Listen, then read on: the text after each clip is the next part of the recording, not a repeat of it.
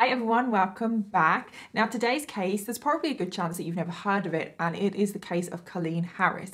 Now this case is pretty shocking for a number of reasons, but why this case probably is so shocking is that Colleen was accused of murdering her husband when Colleen was 73 years old. It's like 73 years old, you don't really think of that as like your typical murder suspect. Well, she was accused of murdering her husband Bob when he was 72 after she found out that Bob was having an affair. But what is probably more shocking than just like her age is that this isn't the first time that she was accused of murdering a husband. So Bob was her third husband, but she was also accused and went on trial for the murder of her second husband. And this was 30 years prior to the murder of Bob, and the situation, the circumstances are just eerily similar.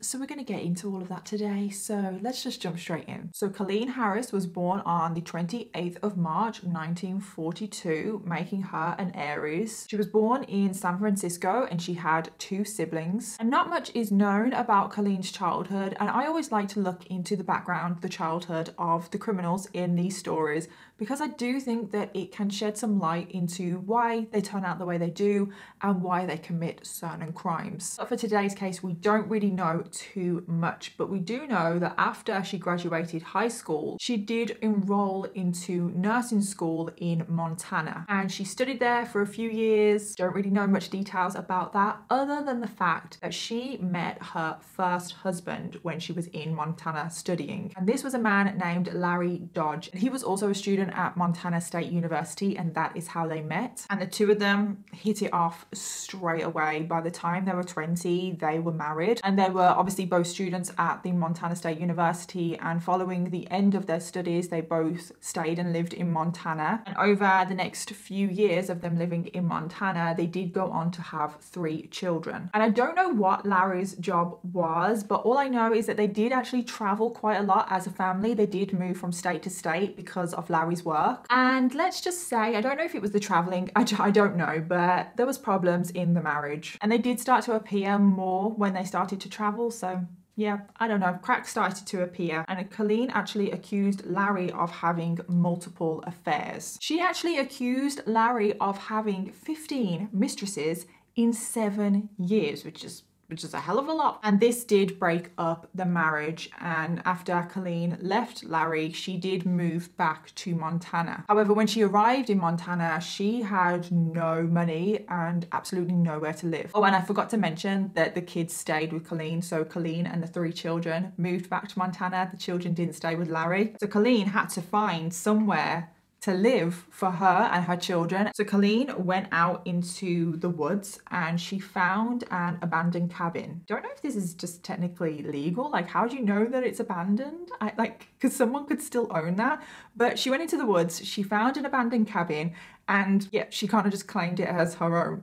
I don't really know, but she stayed there, her kids stayed there. And in order to put food on the table for the family, Colleen would hunt. She would get the food herself. And this is probably when you could say that she honed her shooting skills, which is a very important thing to note. She's good with guns. And it is said that at one point, Larry did come back to Colleen. He did try to reconcile the relationship. He wanted to have a fresh start, but Colleen was having none of it. And they clearly had an argument, and Colleen ended up pointing the gun at Larry and threatened to shoot him. And during that argument, before Colleen threatened to shoot him, Colleen did accuse Larry of abusing the children. And that is about as much as I know. I don't know when the abuse took place. I don't know if he abused all 3 children. I don't even know if it's true. I don't know, but this is what she accused him of. So after the argument, after Colleen pointed a gun at Larry, threatened to kill him, they did end up getting a divorce. So now Larry leaves the story. We don't hear from Larry again. It was around the same time as the divorce that Colleen's mom died. Now, she grew up in San Francisco and her mom owned a property in San Francisco. And when her mom died, Colleen inherited that property. So now she actually does own somewhere because she was still living in the abandoned cabin at this point. So Colleen, now in her 30s, moves her and her 3 children to go live in California. So when Colleen is back in California, this is when she meets a man called Jim Batten. Now, Jim ran a surveying surveying business, and Kіll̲ had hired him to do some surveying work, whatever that is, I don't actually know. As soon as they met, they fell head over heels in love with each other, kind of very similar to husband number one. Kіll̲ seems to fall in love and fall in love hard very quickly. And it wasn't long until Kіll̲ and Jim got married. Now, Jim didn't have any children of his own, and he took Kіll̲'s children on as his own. He actually enjoyed having children around because he wanted children himself. And also, Kіll̲ started to work in the surveying business along with Jim. And I think this is also important to note, but the surveying business was pretty successful. It was doing very well. And it's said that Jim owned quite a few properties that were worth over $1 million. However, just like her first marriage, problems soon arose. And I think one of the problems in their marriage is that Kіll̲ always just seemed like a mystery. She never really spoke about her past. She kept that private. But what was the more suspicious thing out of that is that when she would talk about her past, her story was always different. She was just one of those people, and I think we all know one of these people. She was just one of these people that would tell a story that would just be so far-fetched that you would just be thinking, that's not true. Like one of the stories, she said that her ex-husband, i.e. Larry, was part of the mafia. And then the next story would be that Larry, her ex-husband, was stalking her. And Kіll̲ just never seemed genuine. You just didn't know if what she was saying was true or not. But despite all of these problems and possible red flags that were coming up, their marriage continued. And they were actually together for 10 years until everything fell apart. It's just said that they kept arguing, don't really know what about, probably just various things, probably just the same problems resurfacing over and over again. And Jim just didn't want to be married to Kіll̲ anymore, and he did ask for a divorce after 10 years of marriage. And this was around 1985, and Kіll̲ was in her early 40s at this point. And then one evening, not too long after Jim had asked for a divorce, Kіll̲ phoned her dad, and she tells her dad that Jim has been shot. Now, naturally, Kіll̲'s dad is like, okay, what happened? Who shot Jim? To which Kіll̲ just responds with, I don't know. So her dad, obviously being naturally concerned for her, tells her to call the police, also call a lawyer. So Kіll̲ does the opposite of this. She decides to phone her lawyer first. So around 8:13 p.m, she phones her lawyer, making sure that this was the first phone call that she made. Her lawyer was a man named David Weiner. So then after phoning her lawyer, it takes her over an hour to phone the police. So eventually at 9:22 p.m, over an hour, because if you remember it was 8:13 when she phoned her lawyer, 9:22 p.m, she phoned 911 to report that her husband had been shot. 911. You're speaking to dispatch. Can I help you? What's the problem? I think I can help you. So in the call, as you've just heard, Kіll̲ says that she thinks that she shot her husband. I mean, who else could it possibly be, Kіll̲? But she's not entirely sure. I mean, you got to start planting that defense early, haven't you? And then also in the 911 call, just later on, I don't actually have audio for this bit, but the 911 operator starts to press Kіll̲ about details, asking her like, what the hell happened? To which Kіll̲ just responds, he told me he was going to shoot me. The 911 operator, of course, is reassuring Kіll̲, telling her that the police, also an ambulance, is on its way. But Kіll̲, to the ambulance bit, responds quite weirdly.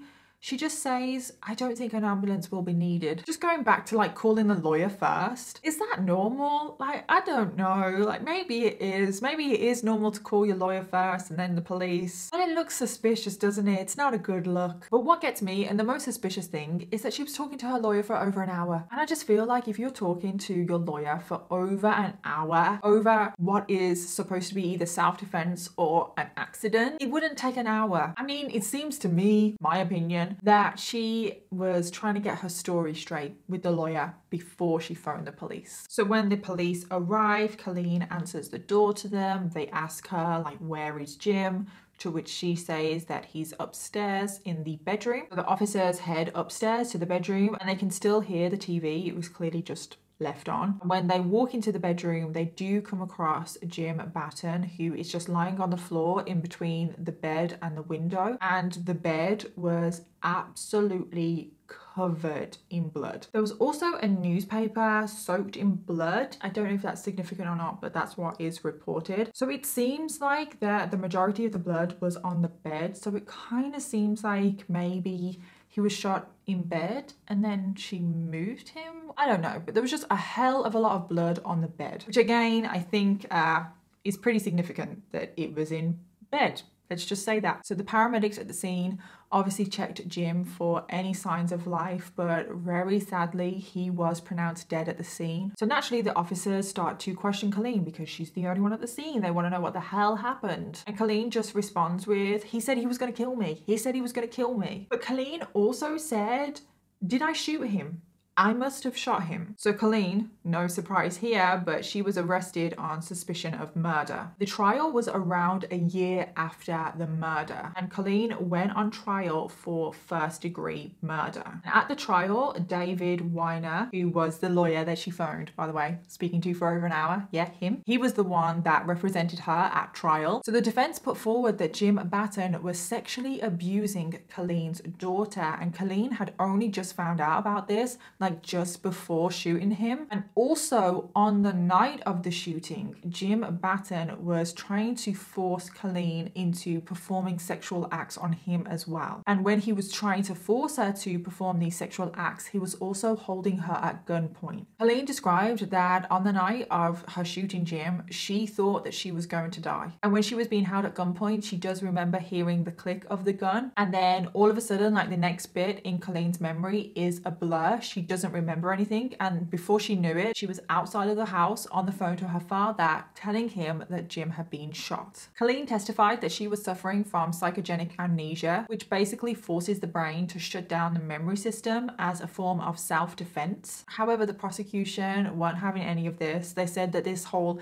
amnesia defense was very convenient, and the prosecution put forward that Kіll̲ had murdered her husband Jim because he had asked for a divorce. But it's also reported that another motivating factor of why Kіll̲ murdered Jim was because Kіll̲ would inherit the surveying business that was Jim's. She would also inherit all of his property, and as we know, the business and the properties were worth quite a lot. They were doing very well. However, despite the prosecution's arguments, the jury found Kіll̲ not guilty of murder. So Kіll̲, after this, was just able to go on living her life as if nothing had happened. And she actually started to run the surveying business that was Jim's, that she now has inherited. And then 2 years after her acquittal, she did meet another man called Bob Harris. And Bob would soon become Kіll̲'s third husband. So Bob was born on the 3rd of February 1940 in Oakland, California. And it's said that he did pretty well in school. He was very active. He did a lot of sports. And he was also a member of the Boy Scouts. So when Bob was 15 years old, he did go on vacation to Humboldt County in California. And it was on this vacation, when Bob was just a teenager, that he actually met Kіll̲ for the first time. Now, I'm not sure if you remember, because Kіll̲ did move around quite a lot, but when she was younger, she did live in California. So the two of them met when they were teenagers, and after they met for the first time,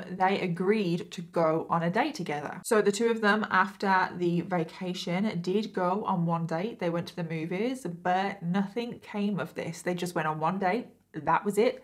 They went their separate ways. Bob went on to marry another woman. He went on to have 3 kids. He got a job in the US Forest Service where he worked as a manager of Lake Tahoe. But after 25 years of Bob's marriage, it did end in divorce. And it was not long after Bob's divorce that he and Kіll̲ ran into each other again. So one day they just randomly bumped into each other. Obviously they recognized each other. They started talking. One thing led to another, and they started dating, which was 30 years after they first met as teenagers. Now, it is said that pretty much within weeks of them re-meeting, that they just fell in love, like pretty much instantly. And like I said, this seems to be a pattern for Kіll̲. She meets somebody, she falls in love very quickly. And Kіll̲ starts to tell Bob like about her life, about her past, like what she's been doing since they last met. And Kіll̲ said that she's been married twice, but her last husband was abusive to her. And it was relatively soon after they started dating that Bob did introduce Kіll̲ to his children. And it's said that on their first meeting of Kіll̲ and Bob's children, everything seemed to go pretty well. Like the children seemed to like her.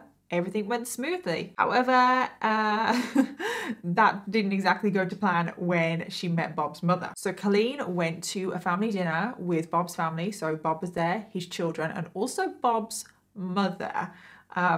Moms always know, okay? Moms always know. So when they were having dinner, they were obviously all sat down, they were all talking. Colleen's past came up, and Bob's mother, just being naturally curious, obviously, I mean, this woman is dating her son, she is going to want to know certain things.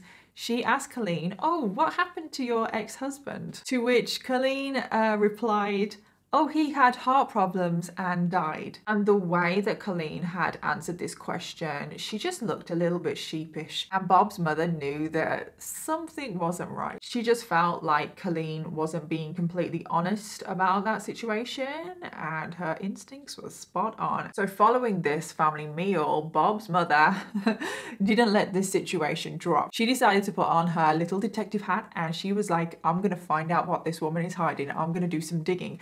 But this is the 80s. She couldn't exactly just pull out a phone, pull out a laptop and start typing away. So she went down to the library, and clearly she went to like where they keep all like the old newspapers and stuff. She started digging away. And this is when Bob's mother found out the truth. She found out that Kіll̲'s husband had been shot, and Kіll̲ was the one that went on trial for possibly murdering him. So as any parent would, she freaked out a bit. She was worried. Naturally, she was concerned that, oh my God, even though Kіll̲ has been acquitted of this murder, doesn't mean that she didn't do it. However, she knows that her son is head over heels in love with her. And bringing up the topic of possibly Kіll̲ being dangerous, it can just be a little bit difficult to approach those topics with some people. So she decides to go to Bob's son Noah for help. Bob and Noah were really close, and she thought that this news, because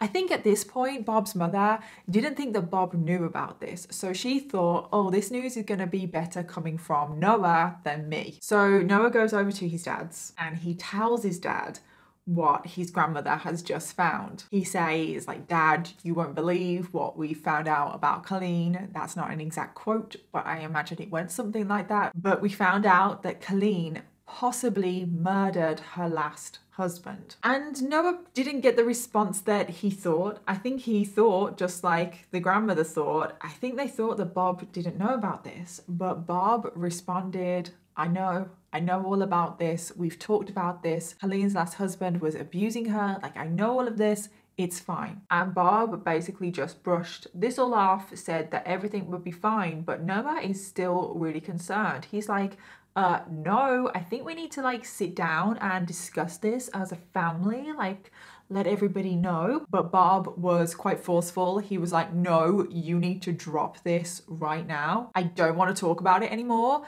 And he also made Noah promise not to tell his sister, so Bob's daughter, because Bob's daughter was a police officer. And he knew that if she found out, she would not be happy at all. So after this, Bob and Kіll̲ actually go on to get married. And Bob's family, the ones that know anyway, just accept Bob's wishes. They don't bring up Kіll̲'s past. And then in 1995, Bob and Kіll̲ have been married for 5 years at this point. Bob and Kіll̲ have a family meal. Lots of things come out of family meals, don't they? So Bob's daughter starts talking about her work, about her police work, about criminal investigations and all the things that she's seen and stuff. And at some point in the conversation, Kіll̲ just chimes in, oh, guess what? I was once tried for murder, you know? And then Kіll̲, possibly because she likes to talk about herself, goes into the full story of her murdering her husband and how she blacked out. She didn't remember anything, and she had woken up from blacking out to realize that her husband had been shot and that she was the one that did it. And as you can imagine, because everybody else at the table already knows this apart from Bob's daughter, you can imagine everyone is so uncomfortable at this point. But Bob's daughter is like,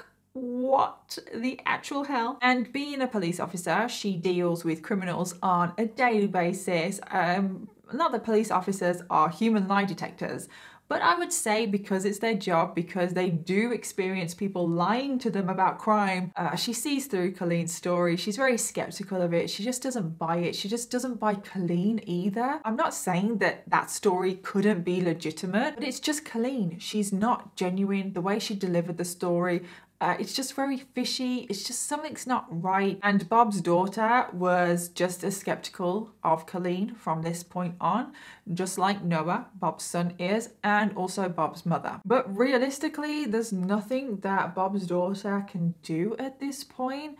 And yeah, she does nothing. Everything just goes on as normal, and 7 more years pass and nothing happens. So it's now 1997. Bob is now in his late 50s and he wants to retire, so he does. And to pass the time in his retirement, he does do various different projects. One that involved carrying out conservation work in Mongolia. Bob also owned a cabin in Lake Tahoe that he would often go to relax. And then in 2005, both Bob and Colleen are in their 60s now. Colleen says to Bob that she also wants to retire now. But Bob, I don't think he's too keen on this idea, because he says if Colleen retires, they won't be able to afford the repayments on their home. But Colleen comes up with a plan on how she can still retire, but they will also still be able to afford their lifestyle and the repayments on their home and everything. So Colleen realizes that if she is a single woman, she would actually be entitled to survivor's benefits, which is a form of social security that Colleen was entitled to based on the fact that she was technically a widow. So after Colleen realized this, she goes to Bob and says that she has a plan on how she can get that money. And her plan is that they should get divorced, because if they were divorced and she was single, she would be able to claim these benefits. Now listen, Colleen is 60. Regardless of everything else that has gone on this story, she has a right to retire. Not that I agree with the way she's going to go about it. Now, Bob isn't too keen on this idea. He doesn't want to get divorced just so she can claim benefits. I mean, they weren't going to stay divorced. I probably should stress that. Her plan was to get divorced, claim the benefits, and then I don't know how those benefits work, but if there is some kind of like time limit, wait until that time limit is up and then get remarried. Bob is just not comfortable with this because obviously he doesn't want to get divorced. I think the thing that he is most uncomfortable about is that she is only entitled to these benefits because her husband died and she was accused of murdering him. Colleen is pretty persistent. She convinces Bob that this is a good idea, and she got what she wanted. The two of them got divorced. Colleen was able to claim her benefits, and then a year later, they did get remarried. But it's said that after this happened, Bob's opinion of Colleen just completely changed. He saw a side of Colleen that he just didn't like. He didn't think that she was capable of this. He just didn't think that getting divorced for money was a good enough reason, and he just started to question her character, let's just say. And it's just said that in the years following this whole divorce remarry situation,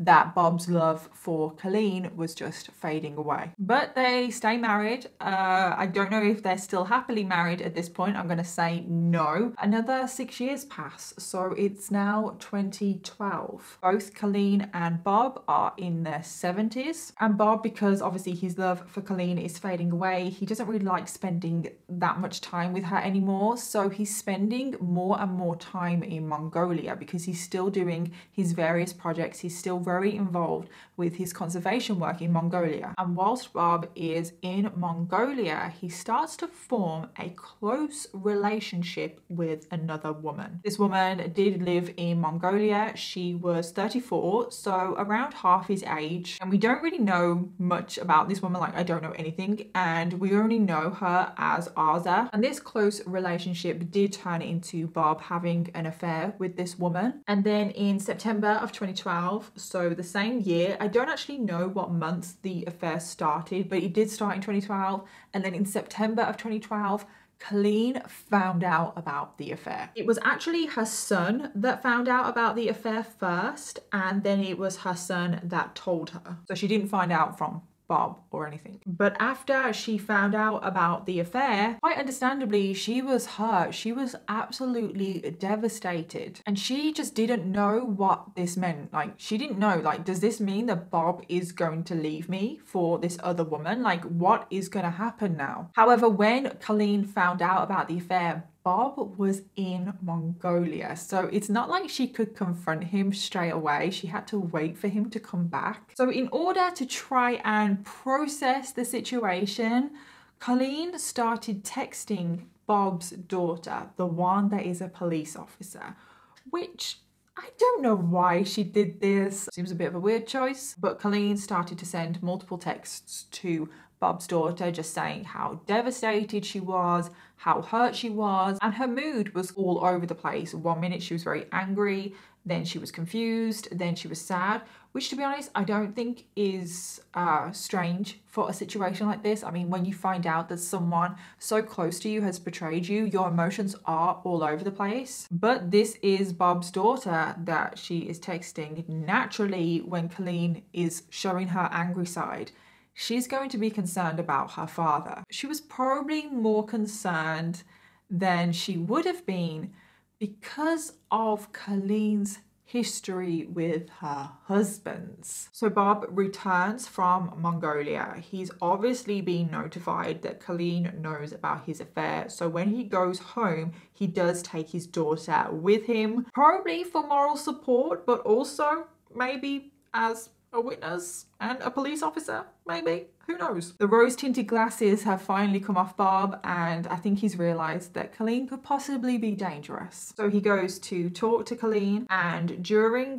this conversation, he says to Kіll̲ that it's probably best if he moves out, let the dust settle, and he's going to move out to his cabin in Lake Tahoe. He also raises the idea of possibly getting a divorce. And I don't know about any of you, but I'm just getting flashbacks now to the second husband, because he also asked for a divorce. And it's said that during this conversation, Kіll̲ was actually pretty calm, which I don't know about any of you, but normally when people are calm in situations where they possibly shouldn't be calm, that's worrying, because Kіll̲ seemed to take this news pretty well, that Bob was going to move out, go to the cabin, and she also took the news of a possible divorce pretty well as well. And she was even quite apologetic to Bob. She had a completely different tone in this conversation than what she had prior to Bob's daughter in text. Bob and his daughter leave. They head to the cabin in Lake Tahoe. When they got to the cabin, they realized that pretty much all of Bob's possessions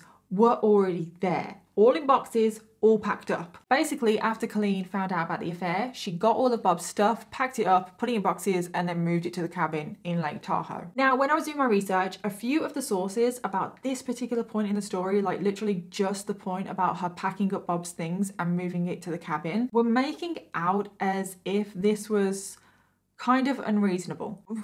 I struggle to see how her packing up his things and moving it to his cabin is unreasonable. I think they were trying to make her out to be a really bad person, which I'm not saying she's not, I'm not. But I think they were trying to make out that she was a really bad person for packing up his things and moving them to his cabin after she's found out that he has had an affair. I feel like that's kind of a normal response. I don't know, correct me if I'm wrong, but I feel like that's a pretty normal response. Like if you're in a relationship and you've been betrayed, you want to take some like time apart to kind of like refigure things out, possibly decide what you want in life. So Bob goes and stays in the cabin and everything kind of seems okay. And then it is November 2012 and Kіll̲ is scheduled to have surgery. And Kіll̲ asks Bob if he can move back into the house so he can help take care of her. Now Bob, even though they're living separately, he still feels a sense of loyalty to Kіll̲, and he also feels bad because he has had a couple of surgeries in the past and she has helped him recover. And he just felt guilty because she had nobody else to look after her. So Bob agrees. He moves back into the house so he can look after her surgery. And let's just say when Bob's kids found out that he was going to move back into the house, they weren't too happy. Bob moved back in the house, Kіll̲ had a surgery, he helped look after her, and I don't know, things just kind of went back to the way they used to be before they split up. And Bob and Bob's family and everything would spend a lot of time at Bob and Kіll̲'s house. They spend the holidays in this house together. So after the holidays, Thanksgiving, Christmas, New Year, all of that, Bob is starting to think about moving back into the cabin because Kіll̲ has recovered now. He's helped her. He's still not happy. He still doesn't want to be with Kіll̲. But unfortunately, before he even had chance to move out, something terrible happened. Bob and Kіll̲ were just in their home. They were relaxing when Bob got a phone call. And Bob left the room to take the call. And this call, if you hadn't guessed, was the woman that he was seeing in Mongolia, Ãza. And I don't know if Kіll̲ overheard the conversation or just put two and two together, but she figured out that it was the other woman. And I think in Kіll̲'s mind, she thought that they were almost back together because he'd moved in and everything seemed like it used to be. So the next day at around 5 p.m, a 911 call came into the sheriff's office and it was from Kіll̲'s lawyer. And I just want to point out here that this is the exact same lawyer that represented Kіll̲ in her first murder trial. I mean, he was pretty good the first time around, so why wouldn't you use him again? So this lawyer phoned up the sheriff's office and reported that there had been a shooting at Kіll̲ and Bob's house. Been a homicide. Okay, what happened? Yeah, I can't tell you. I'm an attorney. A single female. Okay.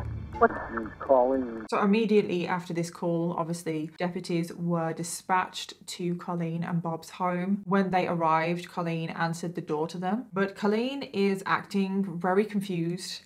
She's acting like she doesn't really know what's going on. So the police ask her, is anyone else in the home? To which Kіll̲ replies, yeah, my husband. So then they ask her, is he okay? And Kіll̲ responds with, no, he's dead. And then the police ask, how do you know he's dead? And she just says, come in and see for yourself. So when the police enter the home, they go up to the bedroom and they find Bob lying on the bed and there was blood everywhere. And Bob had suffered shotgun wounds to the head. And very sadly, Bob was pronounced dead at the scene. And this just sounds the exact same as the previous husband, doesn't it? Just the way that Kіll̲ is acting, like confused, not knowing what's going on. It's just eerily similar. So following this, obviously the police take Kіll̲ in to the police station for questioning. And it seems like in this very short space of time, Kіll̲'s confusion has cleared up a little bit. The police start by asking her like what happened. I think they realize that Kіll̲ did this. They just want to know how it escalated to this.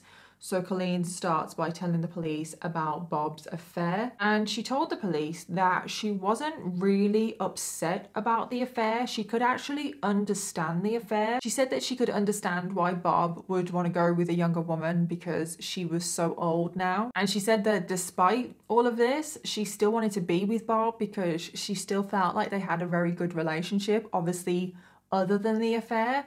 She still wanted to be with Bob. So the police ask her like what were the events of the night of the shooting, like what happened. And Colleen recalls that they were watching TV, relaxing together, when Bob got a phone call from the woman that he was seeing in Mongolia. And then she said after this phone call, her mind is blank. She doesn't remember anything after Bob had received that call. It seems like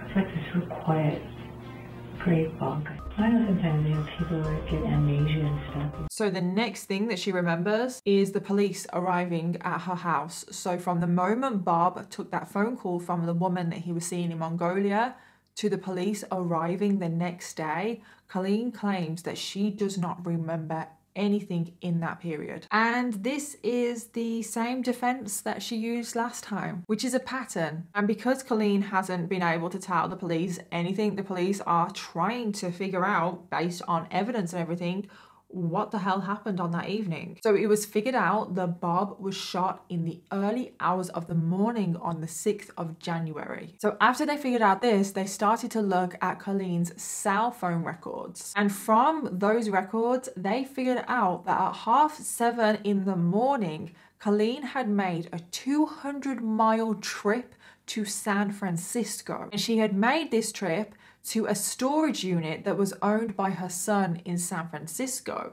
So it's like, okay, why are you making a 200-mile trip after you've shot your husband? But also, you're apparently blacked out at this point as well. How are you able to drive 200 miles? Well, it actually turned out that Colleen had gathered a few items, including the gun that she used, and also Bob's coin collection, and she wanted to put these items in her son's storage unit. So Bob had built up quite an extensive coin collection, and apparently he had so many coins that they filled up 2 storage boxes. And these coins were apparently pretty valuable. So just a little side story, something that I just found interesting, because this is the second case now that includes a coin collection, and I was just like, how valuable are these coins? Seriously, how valuable are these coins? Well, I went onto a coin collecting website. It was a British one, and it was just a website that sold collectible coins and stuff, and you could sell coins to them, blah, blah, blah. Well, the most expensive one I could find, there may have been more expensive ones on there, but there were so many coins I couldn't go through all of them.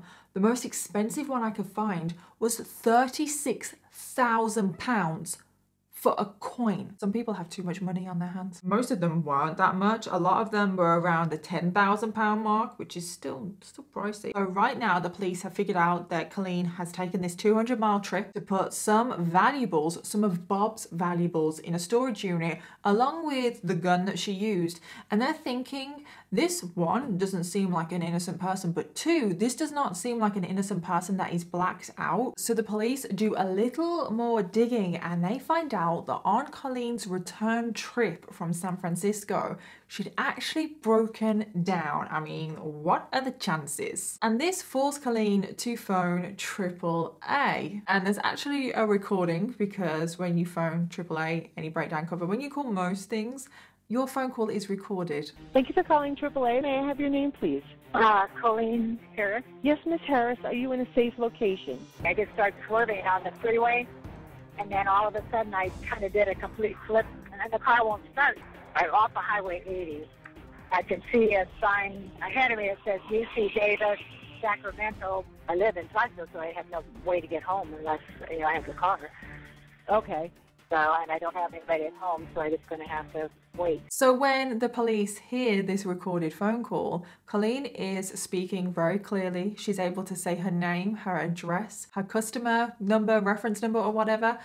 She's able to say that very coherently, not like someone who is blacked out, confused, or doesn't know what's going on. And then the final straw for the police was that Colleen returned home after her little trip to San Francisco at around 5 p.m. on the evening. I just want to point out here that this is quite a while after she killed Bob. So instead of calling the police, who does she call? Her lawyer, good old David Weiner, who was the lawyer that represented her. her in her first murder trial. So after she phoned her lawyer, he did go over to Colleen's house. He was very careful to stay outside of the property so he wouldn't enter the crime scene. I mean, clearly this is some kind of grey area loophole on how he was able to get away with talking to Colleen before she spoke to the police. And she spoke to her lawyer for 90 minutes.